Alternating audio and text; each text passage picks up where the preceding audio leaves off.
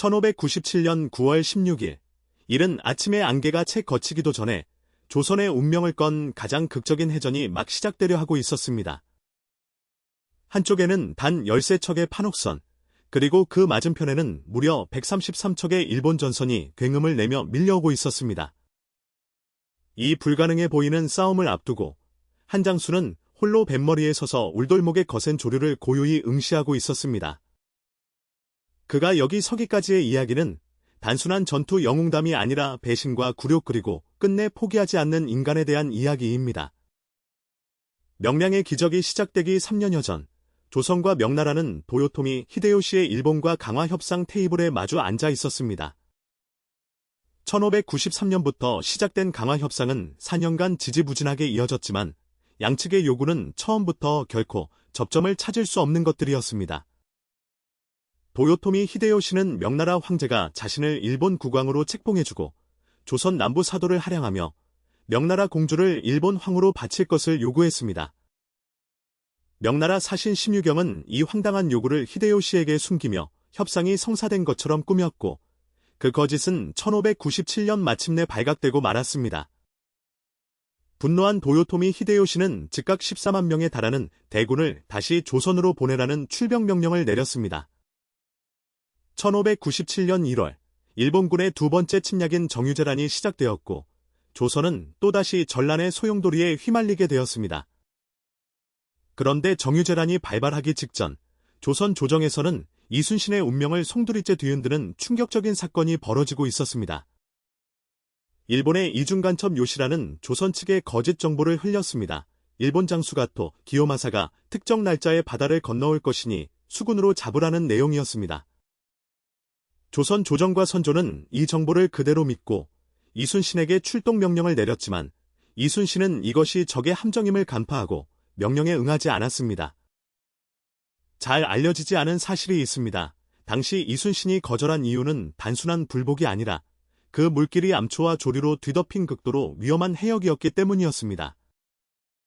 그러나 조정의 눈에 이순신의 행동은 임금의 명을 어긴 항명이었고 그를 시기하고 모함하던 세력들은 이 기회를 절대 놓치지 않았습니다. 결국 1597년 2월, 선조는 이순신을 삼도수 군통제사 직에서 파직하고 한양으로 압송에 투옥하라는 명령을 내렸습니다. 이순신은 체포되어 의금부 감옥에 갇혔고 혹독한 신문과 고문을 받았습니다. 5년간 조선의 바다를 지킨 장수의 최후가 이렇게 끝나는 것처럼 보였습니다. 죽음의 위기에서 그를 구한 것은 좌의정 정탁이었습니다.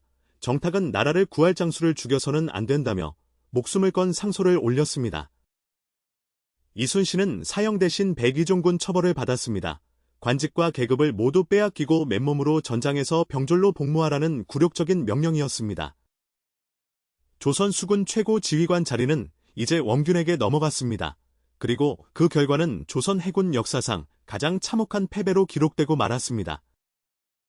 원균은 부임하자마자 이순신이 오랜 시간 다져온 전략과 병사들의 사기를 무너뜨리는 행동들을 서슴지 않았습니다.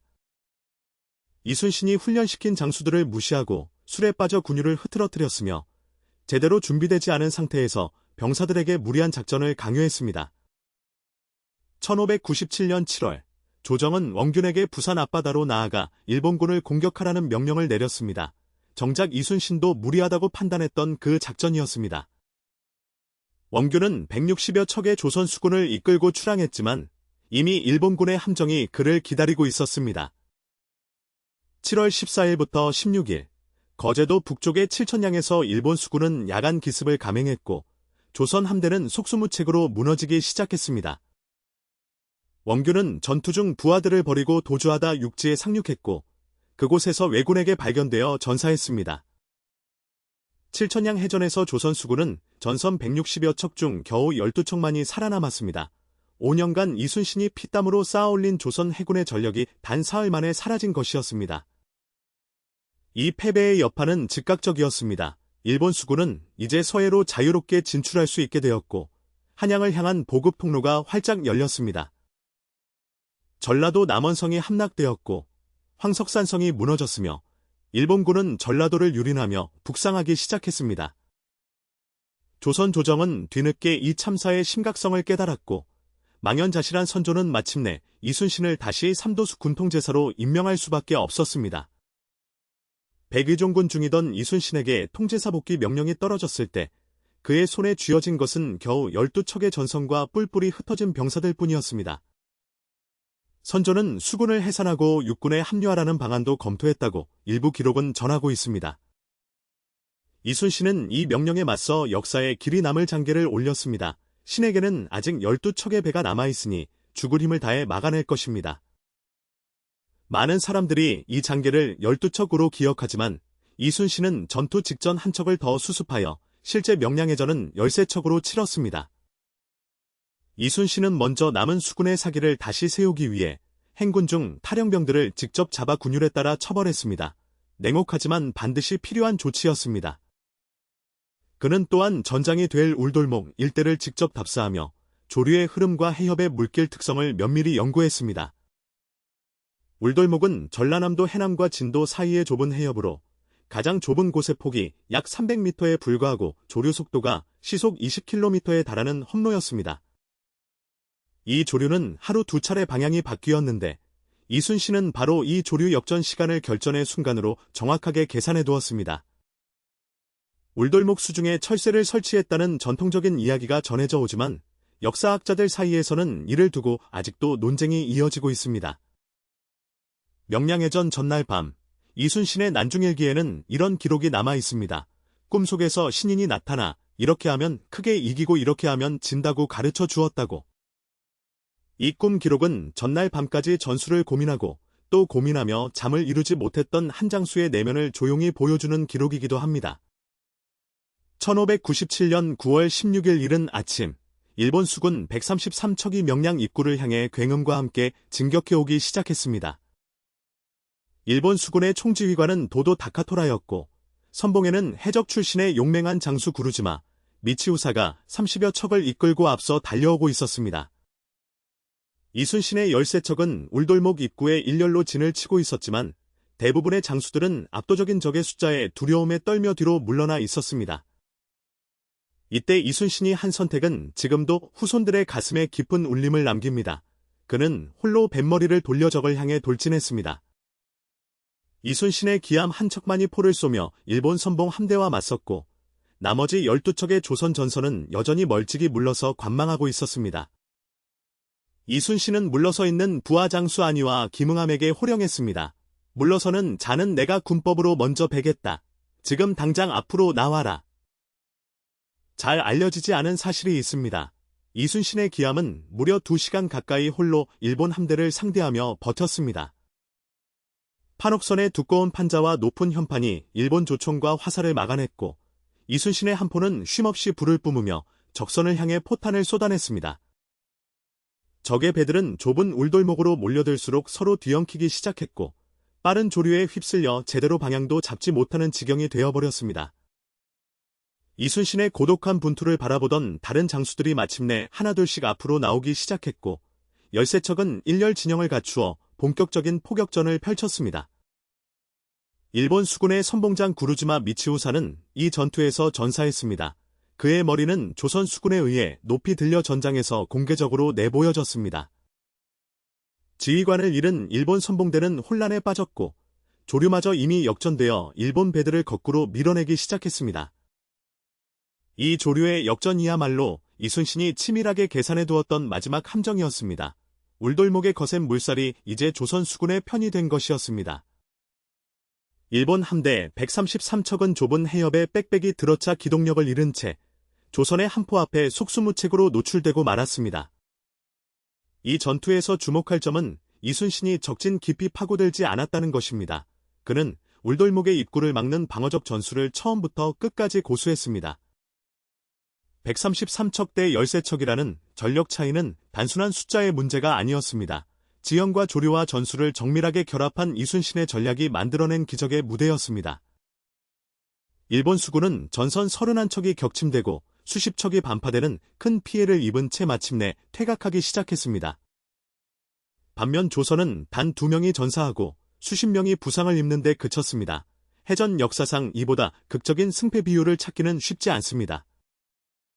전투가 끝난 뒤 이순신은 난중일기에 이렇게 적었습니다. 이 모든 것이 천행이다. 하늘의 도움이라는 담담하고 간결한 한마디. 그러나 그의 천행은 하늘에서 그냥 내려진 것이 아니었습니다.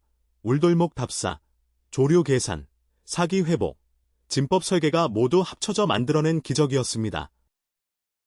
이 승리의 더 깊은 의미는 전술적 승리 너머에 있었습니다. 명량 승리는 일본 수군의 서해 진출을 완전히 차단해버렸습니다. 일본의 전략은 육군과 수군이 협공하여 서해를 통해 한양을 압박하는 것이었지만 이순신이 그 통로를 막아버리면서 전략 자체가 무력화되었습니다. 서해 진출이 막히자 일본 육군의 북상도 결국 보급선 문제로 한계에 부딪히게 되었고 정유재란의 전세는 서서히 바뀌기 시작했습니다. 잘 알려지지 않은 사실이 하나 더 있습니다. 명량해전 당일 이순신의 막내 아들 이면이 피란 중 왜군에게 살해되었다는 비보가 이미 그에게 전해진 상태였습니다. 자식을 잃은 아버지이자 나라를 지켜야 하는 장수 이순신은 그 극한의 고통과 슬픔을 가슴에 묻은 채 전투를 지휘했던 것이었습니다.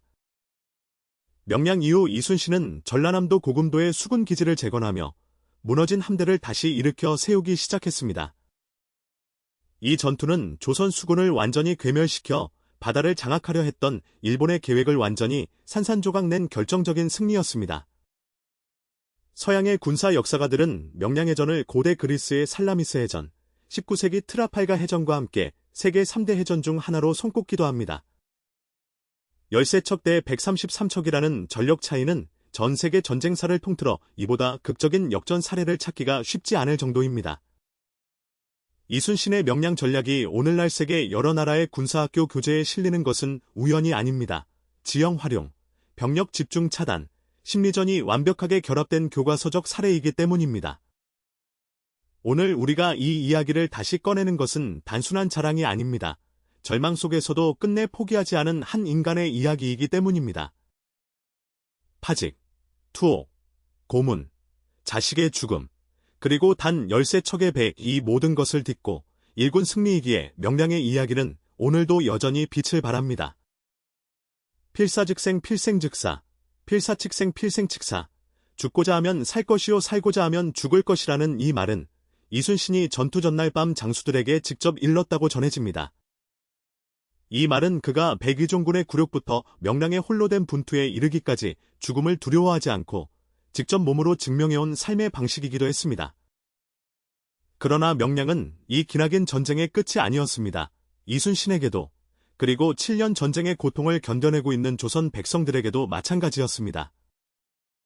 재건된 수군을 이끌고 이순신은 다시 한번 일본 함대와 맞설 날을 준비했으며 그 준비는 이듬해 노량에서의 최후 결전으로 이어졌습니다. 다음 편에서는 임진왜란 7년 전쟁의 마지막 장이 펼쳐집니다. 도요토미 히데요시의 갑작스러운 죽음으로 일본군이 철수를 시작하던 그날 밤의 이야기입니다. 퇴각하는 적을 그냥 돌려보낼 수 없었던 이순신은 1598년 노량 앞바다에서 마지막 일전을 벌이게 됩니다. 그리고 그것이 그의 마지막 전투가 되었습니다. 임진왜란 7년을 마무리하는 노량해전의 전말과 나의 죽음을 알리지 마라는 그 마지막 명령의 의미는 다음 편 EP9, 나의 죽음을 알리지 마라 노량, 1598분에서 이어집니다.